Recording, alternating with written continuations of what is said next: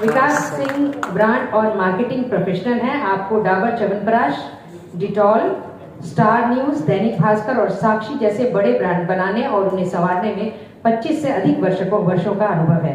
आप एक TTX और कॉमिक्स कॉन स्पीकर हैं। आप कॉमिक्स के शौकीन संग्रह करता है। आपके पास 126 भाषाओं में टिंटिन कॉमिक्स के सबसे बड़े संग्रह का विश्व रिकॉर्ड है। आप कॉमिक्स फॉर चेंज पहल से जुड़े हुए हैं, जिसे कई राष्ट्रीय और अंतर्राष्ट्रीय पुरस्कार प्राप्त हैं। इस पहल का उद्देश्य सामाजिक परिवर्तन लाने के लिए कॉमिक्स की क्षमता का उपयोग करना है। आपका इस मंच पर We have Vikas Singh. Now, Vikas Singh is special, and it's somebody that is a recent acquaintance. You know that he has a life outside of comics, brand and marketing professional, etc. But he is what they refer to as a panapictographist, which is a fabulous way of saying somebody who collects comic books. Okay? And he's also a Tintinologist. All of us are mostly Tintinophiles, but he's a Tintinologist also. And it's, for me, what is very special is across the board, India is not a very archival culture. This subcontinent is very bad about taking care of its own histories, regardless of what those histories are, right? So the idea of archives, of museum mentality, of holding on to stuff, this is something that is quite scarce, and it is something that we as people who are trying to put together an exhibition have recognized just how scanty it is. So I wanted to ask you that this identity of being a collector has not been developed to the way it has in the West, and the idea of communities of collectors of very, very specific stuff does not really exist, and I'm sure you're really interacting with a global community for what you do. I wanted to ask you what inspired you to start collecting in the way that you do, and to what end? Like what started you off, and kya aapka aim tha in doing this?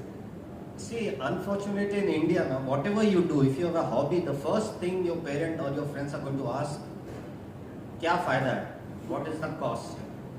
Now, Tintin had a very interesting story. I'll quickly narrate. There was once a souvenir sheet that was brought out by Belgium. I collect stamps also. It had 24 images of 24 albums of Tintin, all in different languages. So I said, why not collect each of this album so that, you know, along with your stamps, you can exhibit that also. So those were the first 24 comics, different languages that I first picked up.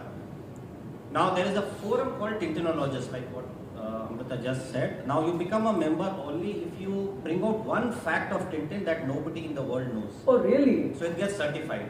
Oh. Now in Tintin in Tibet, Tintin, those of you who would have read Tintin would know, he gets a letter in which they say that the Chang is dead, and there is a postmark on that.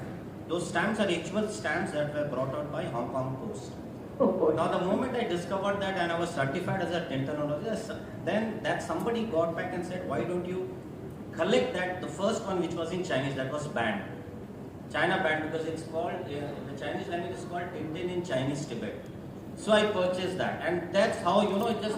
How old were you when all of this was going on? Clearly beyond your parents' control. Yeah, I started working, so... Okay, alright. So then, you know, you start getting other people, you start meeting others, they help you grow, and then slowly the collection grows. In fact, there are a few, like there is a Tintin in Bulgarian of which only 16 copies exist in the world because rest were all destroyed. It had wrong translation in some places. Then there's one of which only 50 copies have been printed. And today, this 126 languages, I am the only one in the whole world who has that.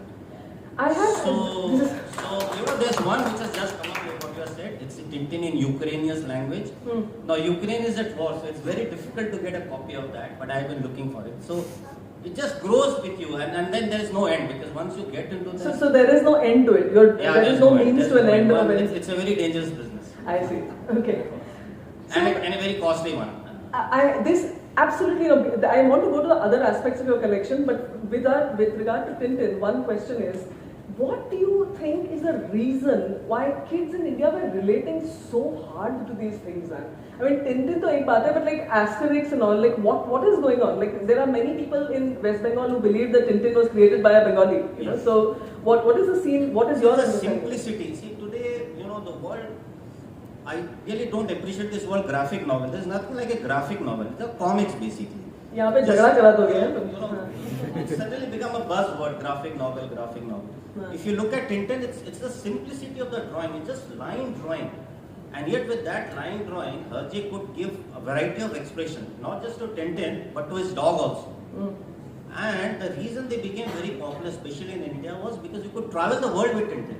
Beautiful. You can go to Switzerland, you can go to Peru, you can go to Sri Lanka, you can go to India. I mean, for us it's not a big deal, but for Europeans it's a big deal.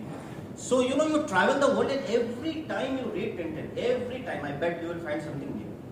Asterix is altogether very different. You are in stress, you read one page of Asterix and I guarantee that stress will go away. Look at the way he has drawn everything, whether the boar is running away because he's going to be killed, or the way, Dogmatics cries when a tree is fed. Every single detail which is there in the Asterix comic, I mean, it will take away your stress. Now, it must be told to the people in this audience that Tintin allows you to go places, but our friend Vikas has actually gone places following Tintin around on what are known as Tintin trails, jiske ek do photos hai, where different things that appear in Tintin are visited. These are across countries. Three things. One, we go wrong with marketing. See, the market for comics is not the children. You make money only when you market it to age group 35 to 55. Wow. That's where, a single panel of Tintin gets sold for, 3 crores, 3.5 crores. You don't get that much of money from a youth. That's one. Second is, nobody is able to build a brand. I mean, you have a lot of publishers in comics today. We know what is happening with the Raj comics. I will not dwell on how the brothers are fighting it out.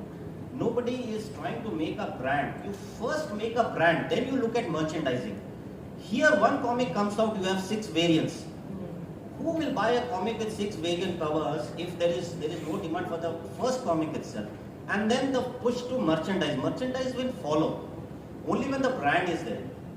Third is the storyline. Of late, we are making the storylines very, very complex. If you read some of the new ones which have come up, they have become so complex, as if somebody is trying to give a lot of gyan in that. Because when you analyze Tintin, you also had a feeling that it is the simplicity that is sticky in your analysis, right? This is fantastic, and hopefully in the Q&A we'll come back to this. I have one last question to ask you. What are the technical difficulties? So I wanted to ask you about the technicalities of what it means to archive paper material in the kind of ruthless weather conditions that exist in India. But 2-3 things you need to keep in mind. Obviously, it has to be with a proper backing card, which has to be acid free, because most of what is printed in this, the acidic content is very high. And second is, you have to store them very carefully and not read them more often. So better to create a PDF. Don't expect to borrow anything from this man. 10 will only come if there is not a single amount of crease on that, which is like brand new, which is impossible. Most comics in our country would come in a grade 3, 3.5. So best is to put them on a acid-free backing card, keep them in a polythene sheet. But is it a climate-controlled room or something? No. Okay. If you keep it in acid-free and you keep it moisture-proof, there are a lot of charcoal-based things which absorb the moisture. But you have to keep them very careful. Okay. Thank you so much.